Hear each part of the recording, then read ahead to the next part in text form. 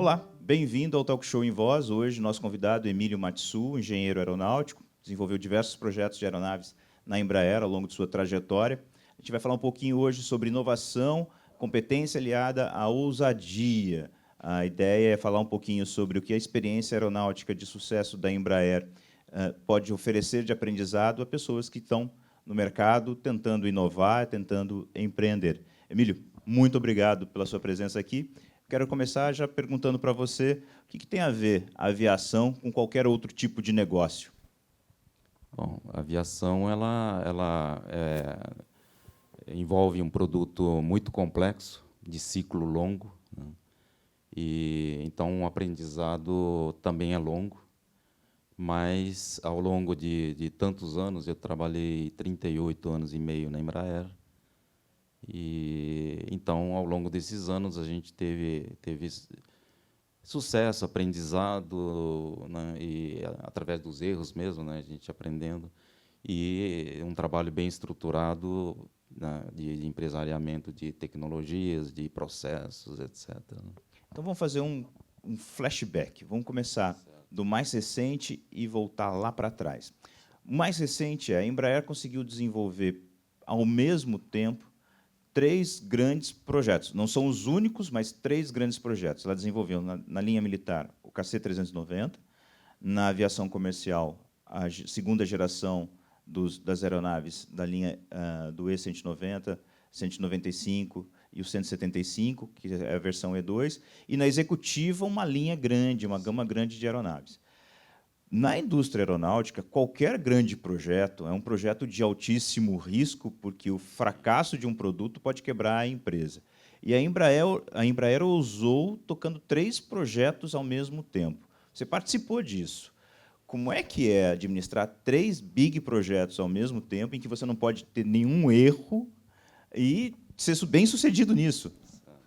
Bom, você precisa ter líderes competentes, equipe qualificada e, e também os processos bem robustos, né? Processos de desenvolvimento, processos de tudo, né? E é isso. Então, ninguém, né, de sã consciência, pode imaginar que uma pessoa pode liderar vários projetos. Então, a gente tem para cada tinha, né, e tem para cada linha de produtos um líder, um diretor, muitas vezes, dependendo do tamanho do programa, e um maestro. Quem que é esse maestro? É o gerente de desenvolvimento de produto. Então, ele é que integra o produto como um todo, as várias tecnologias, né? Não só tecnologias avião, mas de produção, né, da engenharia de manufatura e tudo. Então, ele é organizado por programa e tem sempre um maestro que orquestra todo o desenvolvimento e ao longo de até a entrega, desde o primeiro traço até a entrega. Qual foi dessas linhas, desses últimos projetos, o que você efetivamente participou? Eu participei de todos. De todos eles. Sim.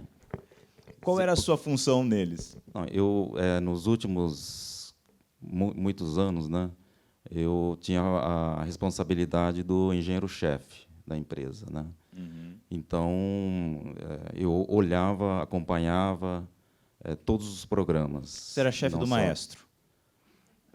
Mais ou menos. Mais ou menos, mas Ou seja, você mandava na orquestra inteira? não mandava.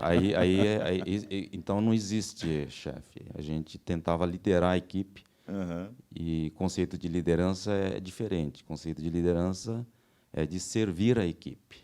Então, eu servia aos programas, tentava colocar um pouco de experiência. Já realmente nos últimos programas eu já tinha lá 30 anos né, de trabalho de desenvolvimento. Então, eu, como líder, tentava então agregar valor às pessoas, às dificuldades, tentar, né, ajudar nas soluções. Quer dizer, o trabalho do líder é de trabalho de servir a equipe a atingir o objetivo. É assim que a gente trabalhava. Eu imagino que um projeto de aviação comercial ela seja um projeto, apesar de todos serem aviões, mas a origem de um projeto da aviação comercial ela é completamente diferente da origem de um projeto da aviação militar. O projeto de uma aviação militar tem que vir, normalmente, de uma demanda de governo. É diferente fazer essa liderança quando esse projeto vem de um cliente diferente? Bom, todos os programas têm as dificuldades, né? No caso do KC, era um produto totalmente diferente do que a gente tinha feito, né? Começa pela configuração, quer dizer, a configuração do avião muito diferente, asa alta, né, a rampa enorme, então aquele desafio de você ter, né, uma estrutura robusta com aquela na rampa aberta, lançando cargas, etc. Mesmo o lançamento, então a carga, né, se deslocando para trás, então cria problemas, dificuldades para a gente lidar com o controle Ou do seja, avião. a gente está falando de uma Então, coisa que nunca aconteceria numa aviação comercial. Nunca todos os não, passageiros correriam para o fundo da aeronave e não. pulariam. E nem pulariam. Então, exatamente. Então, além disso, né, então você tinha requisitos para você abastecer em voo helicópteros. Pô, helicóptero, imagina um KC-390, né, abastecendo em voo um helicóptero, mas era um requisito. Pouso em pista semi-preparada. Para quem não Outra entende, coisa. para quem não entende de aviação, um avião com aquela configuração que atinge as velocidades que o KC atinge, Sim, voar devagar a ponto de abastecer um helicóptero sim. significa uma operação de altíssimo risco, ainda maior do que é o risco de abastecer uma aeronave em voo. Não, o risco ele é inerente ao design. Então, a gente desenvolve, projeta o avião para ele ser compatível com aquela faixa de velocidade. Quer dizer, ele consegue voar, né, mudando a configuração naturalmente, consegue voar naquela velocidade para realmente ter capacidade de abastecer a velocidades mais baixas. Né? Então, aí já é um desafio de projeto que você tem que resolver para realmente ele cumprir com o requisito operacional que foi colocado, né? E aí eliminar o risco. E eliminar o risco. Então, a operação tem que ser risco zero. Uma vez pronto, certificado, a operação tem que ser já risco zero. Risco zero não existe, mas risco compatível, vamos dizer assim. Né? E o que isso ensina para um... Vamos tentar agora, pensando você do lado de fora. Vamos imaginar que hoje, depois de tudo aquilo que você já fez, tudo aquilo que você já viu, você seja contratado para uma consultoria. E o cara quer abrir, sei lá, uma padaria. Quais são os aprendizados que uma indústria aeronáutica pode passar para quem quer abrir qualquer tipo de negócio, seja ele até mesmo uma padaria? Bom, e eu acho que um dos pontos importantes é você ter o controle, né? Primeiro, a padaria também tem vamos dizer assim, é um outro tipo de negócio, mas é um negócio, né? E como um negócio, você, por exemplo, na aviação, a gente tem lá um orçamento para desenvolvimento de um produto. Isso é mortal, quer dizer, você não tem que estar dentro do budget, senão aquele programa você pode enterrar, né, se você realmente custar o dobro, por exemplo, em desenvolvimento. E o custo do produto é mais crítico ainda. Então, a gente ter essa administração, né, do custo, não só do desenvolvimento, que é um investimento enorme, mas também do custo do produto, né? Então, a gente usa indicadores de tal maneira que você possa detectar a tendência. Porque se você terminar um programa e falar, bom, custou o dobro, né, tem que vender pelo dobro, o mercado não paga o dobro, né? Então, a gente tinha indicadores de tal maneira que você acompanhava as tendências e tinha que agir a tempo para você chegar no fim do programa e ter o preço, quer dizer, o custo que a gente pensou ao longo do plano de negócio e chegar lá e a conta fechar. Para fazer isso com pão é fácil, né? É farinha, fermento, água, energia elétrica, um pouco de gás e alguém ali amassando a massa. E para Certo. fazer com avião? Para o avião é um pouco mais complicado, né? Mas, como o processo é idêntico, você tem que ter, então, indicadores. Então, o cara que vai lá, tá, né, tem uma padaria, com certeza ele está olhando o mercado, né, quanto que vai custar a farinha, quanto que vai, a mão de obra. Pô, será que a mão de obra está... Ele também tem que inovar, porque se ele está fazendo a mesma coisa por 20 anos, ele vai fechar a padaria. A mesma coisa na aviação, você tem que estar inovando o tempo todo, né? E também tem que ter assim essa, não digo arriscar, né, mas você tem que ser ousado. Então você vê que mesmo padarias tem aquelas que se dão bem e outras que não progridem. É a mesma coisa. Agora, como é que você consegue definir com sucesso qual é o produto que você vai entregar? Porque vamos pensar, um projeto no avião, do primeiro risco até a entrega da primeira aeronave, vão-se anos.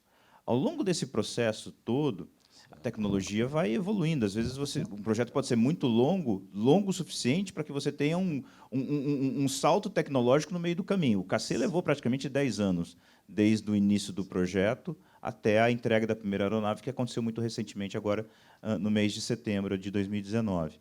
Então, como é que você consegue fazer um projeto que consiga estar sempre atual? Ah, e mais, um avião, quando sai para voar, ele sai para voar por 30 anos, né? E aí, como é que faz? Então, quando você concebe um avião, né, aí você define... Bom, quando você define primeiro o que você quer daquele produto, né? Qual que é a proposta de valor daquele produto que você vai desenvolver. E aí você começa a escrever os requisitos daquele produto. O que aquele avião, né, para atender um cliente, o que ele tem que ser capaz de fazer. E aí, essa fase é uma fase muito importante. Por quê? Porque a gente até brincava lá, né, que tem os requirements e tem os desirements. Então, você começa a encher com um monte de requisitos que, muitas vezes, são dispensáveis. E aquele requisito que você colocou, aquele desejo, não um requisito, vai complicando cada vez mais o produto. Mesmo assim, aí você tem que ter... Então, por exemplo, nós temos, na Embraer, um grupo que desenvolve tecnologias para aplicação futura. Então, a gente chama de pré-competitivo. Então, eu não sei, na minha época, tinha quase 200, 300 engenheiros desenvolvendo tecnologias para aplicação futura, só para novos produtos, né? Aí, quando você, então, começa a especificar, bom, fez a proposta de valor, fez o requisito técnico, aí, bom, agora, que tecnologias vou usar para fazer esse avião? Aí é um equilíbrio entre o risco que você quer correr e a atualização maior do produto. E, como você disse, um programa grande, a gente gasta 64 meses, mais ou menos, né? Por aí, mais 64, 67 meses, dependendo da complexidade do produto. Então, você fala, bom, então eu vou colocar só coisa nova, só novidade, só novidade. Bom, tem uma medida certa, né? Então, qual que é o risco que você vai correr? Bom, essa tecnologia não está totalmente madura, então vamos... Mas é importante. Esse aqui pode ser um diferencial competitivo. Então, o que você faz? Você pega e mitiga o risco. Então, vamos colocar, mas vamos tomar tais providências. Eventualmente, se der errado, vou desenvolver uma alternativa. Você tem que pensar antes, não só ficar só rezando. Rezando, acho que ajuda, mas não resolve, às vezes, né? Então, você tem que, quando você vai um pouquinho além nesse equilíbrio entre o risco e a novidade, né, e a competitividade, aí você toma providência de tal maneira que, bom, se der errado, o que eu vou fazer? Né? É assim que você define quanto agressivo você quer ser nessas novas tecnologias. E, quando você fala por exemplo, interface, por exemplo, avião de passageiros, né, você quer lá sempre ter novidade. Ah, eu tenho lá vários, né, sistemas de entretenimento. Nesses casos, também tem maneira de você fazer isso. Você faz modular, de tal maneira que ele vai conseguindo, né, adicionar módulos e manter o avião, né, essa coisa ainda sempre atualizável e mesmo, né, depois de 5, 6 anos, 10 anos do avião entregue, certificado, você faz uma arquitetura de tal maneira que você possa realmente atualizar, né? Então, você faz a arquitetura que aceite essas atualizações e deixar o produto sempre atualizado. Quando você fala Não sei de, se foi... quando você fala da questão do entretenimento, né? Acho que deve ser o ponto mais delicado para a opinião do passageiro sobre a aeronave. O passageiro não vai perguntar se o motor, qual é o nível de ruído do motor, qual é o consumo do motor, qual é a velocidade do avião, mas ele quer saber se a tela é boa, se o touchscreen é bom e se o conteúdo que ele vai assistir está de acordo. Exatamente. Ele não está preocupado se é fly-by-wire, não sei o quê. Não, ele está preocupado se o forno que ele vai esquentar o lanche dele vai funcionar direito. Se a cafeteira vai fazer um café gostoso e não vai falhar na hora que ele quer tomar café.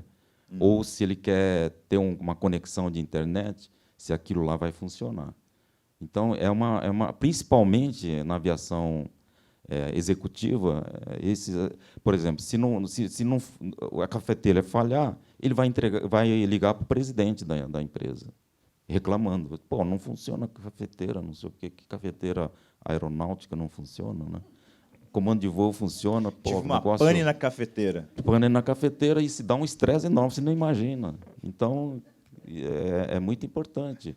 O piloto pode estar se matando lá na frente, mas se tiver um café quentinho lá atrás, o dono do avião tá sossegado. Está sossegado, mas a gente a gente faz avião para o piloto não se matar também, certo? Muito pelo contrário, a gente faz aviões muito. Aliás, eu tenho o meu genro que está onde? Em Seul, participando de um encontro de advogados, e chegou uma pessoa da Moldávia, não dele, da Sérvia. Falei assim, puxa vida, você é do Brasil? Nossa, a gente na Sérvia tem um monte de aviões da Embraer. Que avião seguro! Nossa, que avião, né?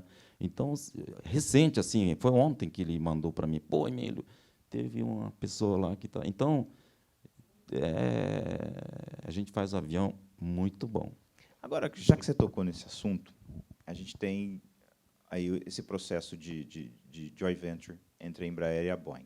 E uma coisa que falou-se muito fora nos bastidores, a gente que acompanha um pouco, a gente ouviu muito, dizia-se que a Boeing veio atrás dos nossos engenheiros, da nossa capacidade de inovação. O que é isso? Dá para exemplificar? O que a gente tem de diferente? O que o engenheiro brasileiro tem de diferente do engenheiro norte-americano, além do salário que eles ganham bem mais do que nós, né? Eu não participei desse processo, eu já estava fora, né? Eu já completei 3 anos.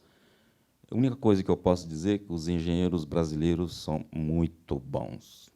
Eles são muito criativos. E eu acho que essa miscigenação... Eu sou o brasileiro típico. Aqui, ó, né? Os meus filhos lá, então, é uma mistura de, sei lá, de suíço com português, com japonês, quer dizer, é uma coisa de louco. Então, eu lembro que em vários programas, né, tipo a MX e outros programas que a gente desenvolveu em cooperação ou em desenvolvimento conjunto, o brasileiro era muito criativo. Eles tinham jogado a toalha e a Embraer chegava com a solução. Então, esse é o valor do engenheiro.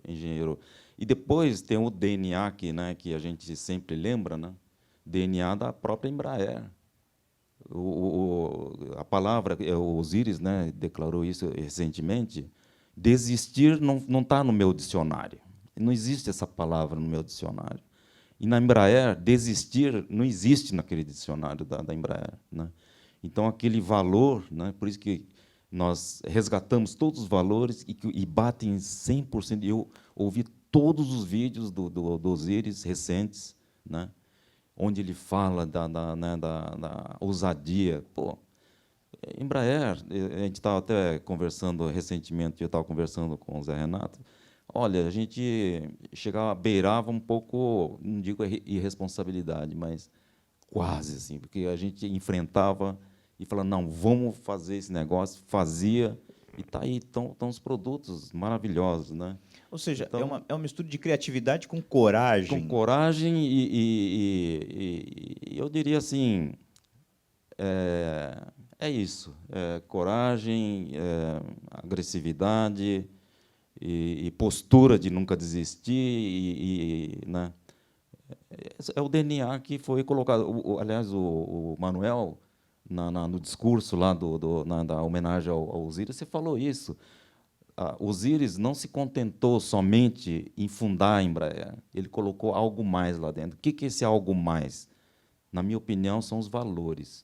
Então, eu fui um privilegiado. Eu fui um privilegiado, porque eu vivia isso aí, e quando nós, na Embraer, fizemos aquele exercício de valores Embraer, eram 8, né, Mauro, por aí, né? 8 valores, inovação. Quando a gente fez aquilo lá, era natural para mim, não tinha nada de novidade. Por quê?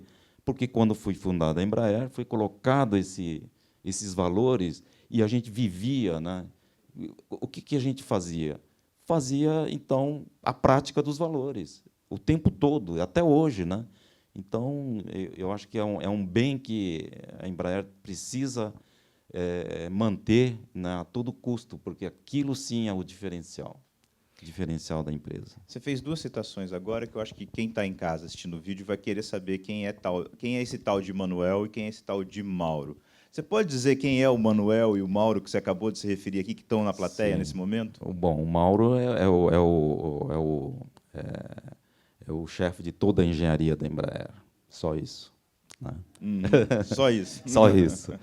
E o Manuel foi o diretor financeiro, né, da época do Osíris, tudo, que ajudou a viabilizar, né, foi muito importante no processo de privatização, que representou a virada da empresa também. Então, momentos difíceis né, de novo, aquele DNA Embraer, né, ajudando de novo a mudar completamente a empresa, quer dizer, de uma empresa de economia mista para uma empresa privada, né? E altamente eficiente. Altamente eficiente, ágil.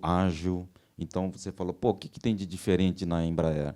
Agilidade é outra coisa. Além da criatividade, é a agilidade. Poxa, eu tenho certeza que a Boeing admira como é que a gente, com uma empresa, né, com pouca gente, a gente faz 5, 6, 7 programas, às vezes, ao mesmo tempo. E isso não existe no mundo inteiro, não existe isso. Por que a gente conseguiu ser tão bem-sucedido fazendo as coisas desse jeito, de um jeito que ninguém mais faz? E a gente vê projetos de grandes companhias, de nações muito mais desenvolvidas do que nós em outros setores, não na aviação, porque a aviação a gente já mostrou que a gente está muito bem desenvolvido, mas, por exemplo, Japão, com a aeronave da Mitsubishi, a própria China, com suas aeronaves, tem muito dinheiro, mas ainda está com um processo de aprendizado que vem pela frente, a Rússia, que já teve seus trancos e barrancos na aviação comercial. Por que a gente chegou lá e eles têm esses obstáculos que não desenvolvem ou não decolam como a gente consegue decolar? Olha, é o seguinte, nesse negócio, ninguém ensina ninguém. Aliás, pelo contrário, ele cria vamos dizer, mecanismos, né, para impedir, às vezes, coisas que você bolou. Então, nós começamos a fazer patente até para defesa. Por quê? Porque coisas que a gente fala, pô, mas essa solução eu usei em outros aviões. Pô, de repente, você não podia usar mais porque tinha fulano de tal que tinha patenteado uma coisa semelhante. Então, tinha que achar uma outra solução, né? Então, ou seja, ninguém ensina ninguém. Pelo contrário, tenta impedir que o outro use às vezes, as coisas que você próprio bolou, né? Mas, então, a resposta para mim é muito clara. A Embraer foi um resultado de desenvolvimento do conhecimento, da base do conhecimento, né? Vocês devem ter ouvido já várias vezes, né? Foi criado o ITA, quer dizer, pô, não é do nada que ele apareceu. Criou-se o conhecimento, né? Desenvolveu o conhecimento através do ITA. Aí depois foi feito o CTA, hoje DCTA, desenvolvendo as competências Em cima desses conhecimentos, a competência para poder fazer, né? Então, tinha PMO, tinha vários institutos dentro do CTA que desenvolviam também competências, né? E aí, depois, só que se pensou na indústria. Então, é uma empresa alicerçada no conhecimento e na competência, né? Então, por exemplo, você falou da China, do Japão, a Mitsubishi e outros, né, que até a Nurtânio, né, na Indonésia, eles não conseguem certificar um avião. Por quê? Porque são coisas, por exemplo, a gente fala assim, não, a Embraer tem um know-how. Eu não acho que a Embraer tem know-how. A Embraer tem know-why. Então, como ele criou o conhecimento, desenvolveu, realmente criou a base, então ele sabe o know-why. E não adianta você... Porque o know-how, você pega lá, como é que é? Compra um avião, desmonta e faz igual? Não faz. Por quê? Porque tudo tem a razão de ser num projeto. Você tem que saber o porquê. Exatamente. Então, a Embraer é uma empresa que sabe, tem um know-why. Know-why. Por que foi feito daquela forma? Tem um monte de histórico, né? Então, esse é o diferencial, na minha opinião. Emílio, você está fora da Embraer, então agora acho que você pode falar com um pouquinho do seu achismo baseado em muito conhecimento, muito tempo. O que você acha do futuro da aviação produzida pela Embraer a partir do momento em que a aviação comercial deixar efetivamente a Embraer que a gente conhece? A Embraer vai ser sócia dessa nova empresa com a Boeing e vai tocar a aviação comercial. E aí a gente tem outros desafios aqui. A gente tem desafios na aviação executiva, a gente tem desafios na área militar, a gente tem desafios em outros negócios que podem fazer parte de todas as verticais de negócio da Embraer. A gente tem o veículo para transporte urbano, que também está sendo pesquisado. Qual é o futuro que uma empresa nesse segmento, ao deixar um negócio bem sucedido comercialmente, pode explorar para continuar nesse processo de se reinventar, se desafiar e ser bem sucedido em novas áreas?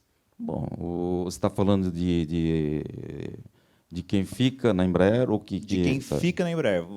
Vamos pegar esse pedaço da aviação comercial, que é um outro negócio, e deixa lá. A Embraer hoje não tem mais não terá mais a aviação comercial. Certo. E para continuar crescendo e tudo mais, ela começa a se desenvolver em outras áreas. O que tem pela frente? Olha, de novo, eu volto à questão do DNA. Eu tenho certeza que as pessoas que não ficarem na Embraer, forem para outra empresa, ou para o consórcio, né? Ou as pessoas que ficarem na Embraer vão ter aquele vírus, DNA, muito forte, e vai continuar tendo sucesso, porque aqui, os valores da empresa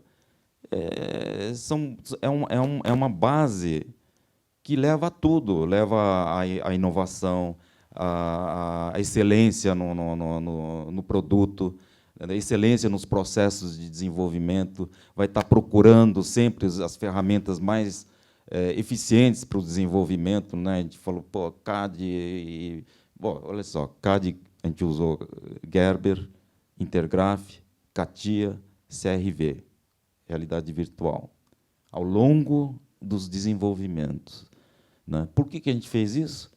Porque tinha lá no DNA, falei, poxa, eu tenho que inovar, tenho que mudar a maneira de fazer as coisas, fazer de maneira mais rápida, né? Eu lembro do Osiris também falando, sempre o que me inquieta é saber, descobrir se tem alguma maneira de fazer mais rápido e melhor. Lembra disso aí? Uma das frases que ele deu, né? Então, esse DNA, né, da excelência, né, da agilidade, da velocidade, está impregnado. Então, olha, onde estiverem, eles vão conseguir fazer a tarefa empresarial. Esse é o ponto. A melhor escola de empresariamento é a Embraer. Eu tive muita sorte e agradeço de ter caído lá, né, de ter conseguido ficar tanto tempo lá, e foi muito bom. Emílio, infelizmente nosso tempo acabou. Muito obrigado, sucesso para você. Então, eu queria só dar então uma coisa, né, eu acho que com esses valores, né, eu queria deixar uma mensagem que é o seguinte: a Embraer, né, praticando esses valores, não é uma das melhores empresas do mundo. Ela se tornou uma das melhores empresas para o mundo. Então, é muito diferente. Então, a gente faz as coisas para o mundo. É muito diferente de você ser, bom, eu quero ser a melhor empresa do mundo. Não. Eu acho que a gente tem que ser a melhor empresa do mundo e também a melhor empresa para o mundo, para as pessoas né, que dependem dela. É isso. Legal. Emílio, muito obrigado, sucesso. A gente fica por aqui e até a próxima.